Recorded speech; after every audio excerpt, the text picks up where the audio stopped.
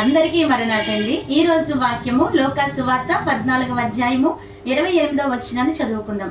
మీలో ఎవడైనను ఒక గోపురము కట్టింప కోరినేడలా దానిని కొనసాగించుటకు తగినది తన యొద్ద ఉన్నదా లేదా అని ఆలోచించుకుంటారు కదా అని ఉపమానము యేసు ప్రభువు తెలియజేస్తున్నారు. ఈ ఉపమానం యొక్క అర్థం ఏమిటో ఈ దినం వాక్యం ద్వారా నేర్చుకుందాం.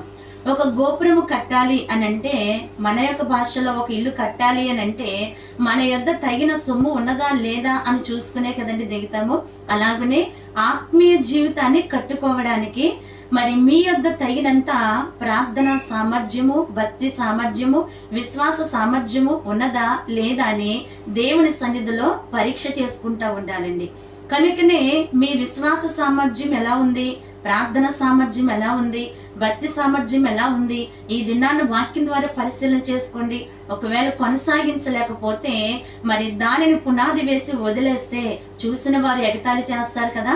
అలాగనే మనల్ని ఎవరు చూస్తా ఉన్నారు అని అంటే దేవుడు చూస్తా ఉన్నారు. పరలోకం అంతా కూడా మనల్ని చూస్తా ఉందండి. కనుకనే వాక్యములో అంటా ఉన్నారు, భాగ్యం సంపాదించుకోవడానికి శక్తి సామర్థ్యం నేను ఇస్తాను అంటున్నారు. కనుక మరి మీ ఆత్మీయ జీవితం బాగా కట్టుకోవడానికి కావలసినంత సామర్థ్యము దేవుని అడగండి.